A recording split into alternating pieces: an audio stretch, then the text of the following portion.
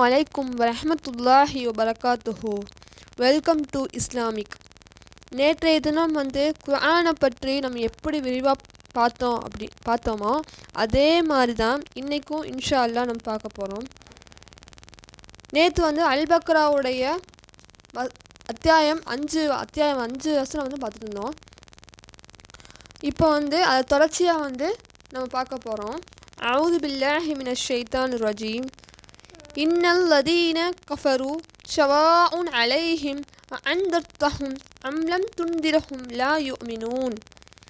ஏக இறைவனை மறுப்போரை நீர் எச்சரிப்பதும் எச்சரிக்காமல் இருப்பதும் அவர்களை பொறுத்தவரை சமமானதே, நம்பிக்கை கொள்ள மாட்டார்கள். இறைவன் இந்த வசனத்தை தெளிவாக சொல்கிறான். ஏக இறைவனை மறுப்போர், ஏக இறைவன் யாரு? நம்மளை படைத்த ரப்பு. அவனை மறுக்கிறவங்க, இறைவனே இல்லை அப்படின்னு சொல்கிறவங்கள நீ எச்சரிக்கிறதும், இப்போ நீ சொல்கிற நீ போய் நம்புப்பா, தொழுப்பா, ஓதுப்பா, மறுமை நாளில் நீ கஷ்டப்படுவப்பா அப்படின்னு நீ சொன்னாலுமே அவங்க ஏற்றுக்க மாட்டாங்க. அவங்க நீ எச்சரிப்பதும் எச்சரிக்காமல் இருப்பதும் அவங்கள பொறுத்த வரைக்கும் சமந்தான். அவங்க நம்பிக்கை கொள்ள மாட்டாங்க அப்படின்னு சொல்லி இறைவன் தன்னோட திருமறை குர்ஆனில் நம்மளை பற்றி தெளிவாக போட்டிருக்கான். இன்றைய மக்கள் அப்படி தான் இருக்காங்க, ஏகதேசம். இப்போ எப்படி சொல்கிறது அப்படின்னா, இஸ்லாமிய சட்டத்தின்படி நம்ம அனைவரும் நடக்கிறோமா? கிடையாது. ஃபர்தாவை நம்ம ஒழுக்கமாக போடுறோமா? கிடையாது. நம்ம எப்படி இருக்கணும், எப்படி வாழணும்னு நம்ம வாழ்கிறோமா? அதுவும் இல்லை. அப்போது நம்ம வாழக்கூடிய வாழ்க்கை எப்படிங்கிறது நம்ம அறியாத ஒரு புதிராக தான் இருக்குது. அது நம்ம சொன்னோம் அப்படின்னா, எனக்கு தெரியும், நீ ஓதிருக்கியா, நீ முதல்ல தொழுதியா அப்படின்னு சொல்ல வரவங்களையும் நம்ம கெடுத்து அவங்கள திசை திருப்பிக்கிட்டு போகிறோம். அப்போது அவங்க என்ன பண்ணுறாங்க அப்படின்னா, இவங்கள்ட்ட சொல்கிறது நம்ம வேஸ்ட்டு, இந்த பிள்ளை சொல்கிறது வேஸ்ட்டு, இந்த பையன்கிட்ட சொல்கிறது வேஸ்ட்டு அப்படின்னு சொல்லிட்டு அவங்க போயிடுறாங்க. இப்படி தான் நம்ம நரக நெருப்பில் விலகக்கூடிய ஒரு மக்களாக இருக்கிறோம். அடுத்த வசனம் பார்க்கலாம்.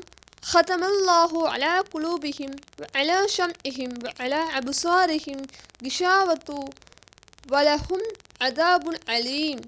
அவர்கள் உள்ளங்களில் செவியிலும் அவர்கள் அல்லாஹ் முத்திரையிட்டான். அவர்களின் பார்வைகளில் திரை உள்ளது. அவர்களுக்கு கடும் வேதனை உண்டு. சுபஹான் அல்லாஹ். அல்லாஹ் இந்த வசனத்தில் என்ன சொல்கிறான்? அவங்களோட உள்ளங்கள்லையும் செவிகளையும் ஒரு முத்திரையிட்டான். உள்ளனா என்ன? நம்மளோட கல்பு. நம்மளோட கல்புலையும் நம்மளோட செவிகளையும் அல்லாஹ் முத்திரையிட்டான். நீ என்ன சொன்னாலும் அவங்க காதில் ஏறாது, அவங்க மனசில் போட்டுக்க மாட்டாங்க அப்படின்னு சொல்லி குர்ஆனில் சொல்கிறான்.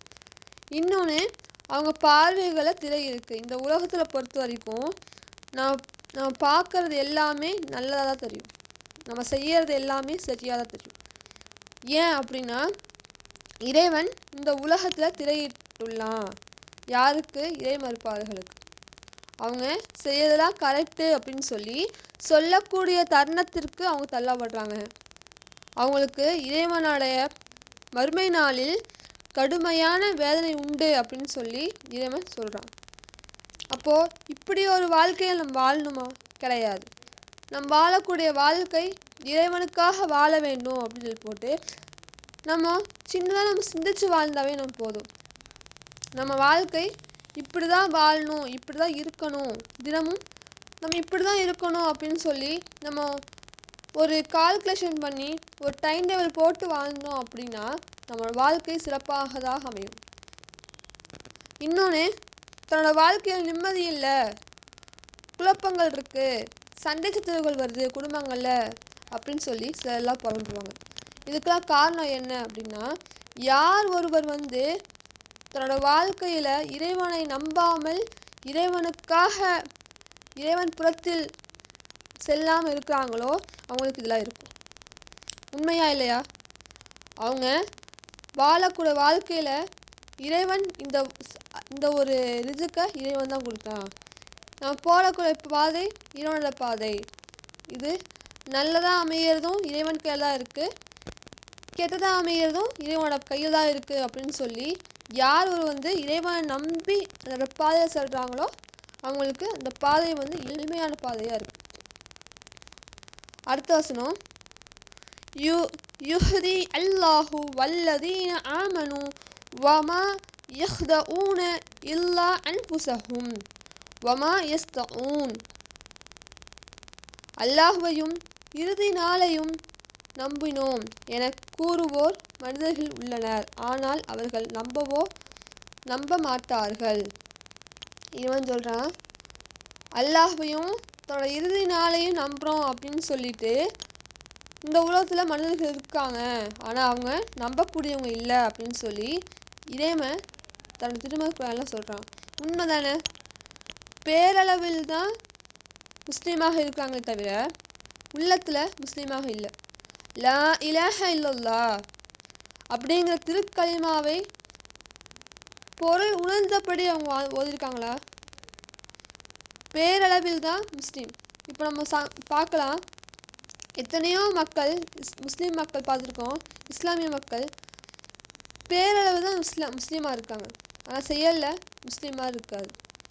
ஏன் அப்படின்னா அவங்க தன்னுடைய ஆடைகளை சரியாக போட மாட்டாங்க, அவங்க தன்னுடைய இறைவனுக்கு கட்டுப்பாட்டு இருக்காங்களா?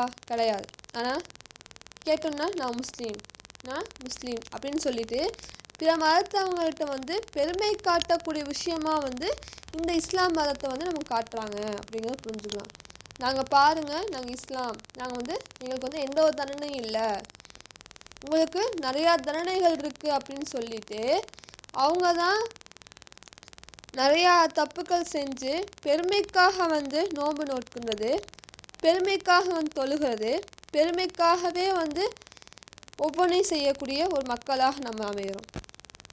இப்படி ஒரு இதுதான் வந்து இறைவனிடத்தை வந்து பல இன்னல்களை சந்திக்கக்கூடியதாக இருக்குது.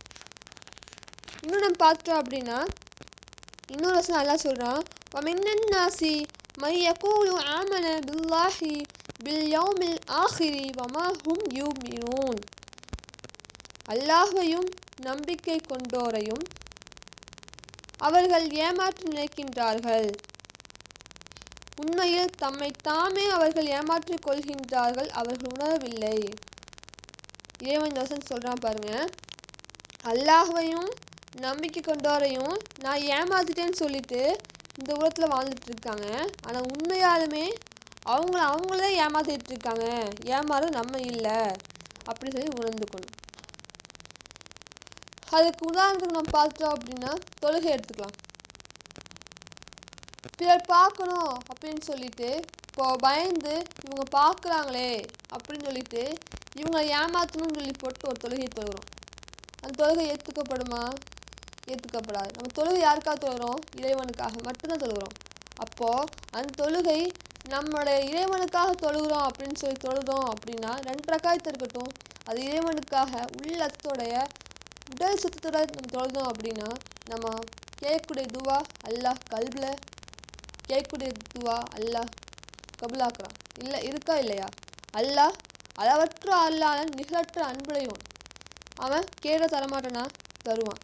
அப்போது நம்ம கேட்கணும், ஆனால் நம்ம ஏமாற்றக்கூடியமாக இருப்போம். இன்னும் நம்ம எடுத்துக்கிட்டோம் அப்படின்னா அம்மாவை ஏமாத்துறோம் அப்படின்னு சொல்லிட்டு நம்மளை தான் ஏமாற்றிக்கிட்டு இருக்கோம். எப்படி அப்படி சொல்கிறோம் அப்படின்னா அவங்க கஷ்டப்பட்டு படிக்கிறாங்க, ஆனால் நம்ம படிக்காமல் நம்ம ஃப்ரெண்ட்ஸ் கூட வந்து ஊர் சுற்றிக்கிட்டு விளையாண்டுட்டு நம்ம இருக்கோம். அவங்களுக்கு தெரியுமா புள்ள படிக்குதுன்னு சொல்லி தான் நம்மளை கஷ்டப்பட்டு நஷ்டப்பட்டு தன்னோட வேர்வைகளை சிந்தி படிக்க வைக்கிறாங்க. இப்போது நம்ம அந்த மாதிரி படிக்கிறோமா? இல்லை, நம்ம ஏமாற்றக்கூடிய ஒரு வாழ்க்கையில் நம்ம இருக்கோம். உண்மையாலுமே அவங்கள நம்ம ஏமாற்றலை, அவங்களுக்கு நம்மளை ஏமாத்துற மாதிரி தெரியும், நாமளே தான் ஏமாத்திட்டு இருக்கோம் அப்படிங்கிறத உணர்ந்து வாழக்கூடியவங்களா இருக்கணும் இன்ஷா அல்லாஹ். அடுத்த அத்தியாயம், ஃபி குலூபிஹிம் மரலு ஃபதஹமுல்லாஹு மரலுஹும் வலஹும் அதாபுன் அலீம் பிமா கானு யக்திபூன். அவர்கள் உள்ளங்களில் நோய் இருக்கின்றது, அல்லாஹும் அவர்களுக்கு நோயை அதிகமாக்கிவிட்டான், பொய் சொல்வோராக இருந்தால் அவர்களுக்கு துன்புறுத்தும் வேதனை உண்டு. அல்லாஹ் சொல்கிறான், அவங்களோட உள்ளத்தில் நோய் இருக்குது அப்படின்னா, நம்ம சின்னதாக கவலைப்படுறோம் அப்படின்னா நம்ம அல்லாஹ்வுக்கு நினைக்கிறோமா? கிடையாது. அல்லாஹ் சொல்கிறான், இந்த நோயை நான் அதிகப்படுத்துகிறேன், அவங்க பொய் சொல்வோராக இருந்தால் அவங்களுக்கு துன்புறுத்தும் வேதனை உண்டு, மறுமை நாளில் அவங்களுக்கு துன்புறுத்தும் வேதனை உண்டு அப்படின்னு சொல்லி சொல்கிறான். அப்போது நம்ம இந்த மாதிரி ஒரு மக்களாக வாழாமல் நல்ல ஒரு மக்களாக நம்ம அனைவரையும் வாழணும் இன்ஷா அல்லாஹ். அடுத்த அத்தியாயம், وَإِذَا قِيلَ لَهُمْ لَا تُنْفِقُوا فِي الْأَرْضِ قَالُوا بِمَا نَحْنُ مُفْسِدُونَ, பூமியில் குழப்பம் செய்யாதீர்கள் என்று அவர்களிடம் கூறப்படும்போது நாங்கள் சீர்திருத்தம் செய்வோர் என கூறுகின்றனர். இறைவன் சொல்கிறான், மக்கள்கிட்ட போய் நம்ம கேட்குறோம், ஒரு மனிதர்கிட்ட, நீங்கள் பூமியில் குழப்பம் செய்யாதீங்க, நீங்கள் இல்லாதெல்லாம் சொல்லாதீங்க அப்படின்னு சொன்னால், இப்போ அரசியல்வாதியை எடுத்துக்கலாம். ஒரு ஓட்டுக்காக நான் இதை செய்கிறேன் அதை செய்கிறேன் அதை பண்ணுறேன் இதை பண்ணுறேன்னு சொல்லி ஓட்டுக்கு 1000 ரூபா கொடுத்து எல்லாம் பண்ணி அவங்க என்ன பண்ணுறாங்க? ஆட்சியை பிடிச்சிடுறாங்க. ஆட்சியை பிடிச்சிட்டு ஓட்டு போட்டவங்களே துன்புறுத்தும் ஒரு செயலில் ஈடுபடுறாங்க. நான் போய் சொன்னால் நான் குழப்பம் பண்ணல, சீர்திருத்தம் பண்ணுறேன், இந்த உலகத்தை இந்த நாட்டை நான் நல்லபடியாக செய்கிறேன், நீங்கள் தடுக்க நிற்கிறீங்க அப்படின்னு சொல்லி நம்ம மேலேயே வழக்கு போடுற ஒரு சூழ்நிலை தள்ளப்படுறாங்க. பிஜேபி அரசு அப்படி தான் பண்ணிகிட்ருக்கு. தயவு செஞ்சு எலெக்ஷன் வந்துருச்சு, நீங்கள் உங்களோட வாக்குகளை பார்த்து யாருக்கு இஸ்லாமிய சாதகத்துக்கு யார் இருக்காங்க அப்படின்னு பார்த்து தன்னுடைய ஓட்டுகளை போடுங்க. தயவு செஞ்சு பிஜேபி அரசுக்கு, மோடி அரசுக்கு இந்த வாக்குகளை செலுத்தாதீங்க. நம்ம செலுத்தினோம் அப்படின்னா தன்னோட சட்டங்கள் அதிகப்படுத்தி முஸ்லீம்களை தீவிரவாதிகளாக காட்டக்கூடிய ஒரு இந்தியாவிலிருந்து அகதிகளாக நம்மளை மாற்றிடுவாங்க. இன்ஷா அல்லாஹ் வாக்குகளை பார்த்து போடுவோம்.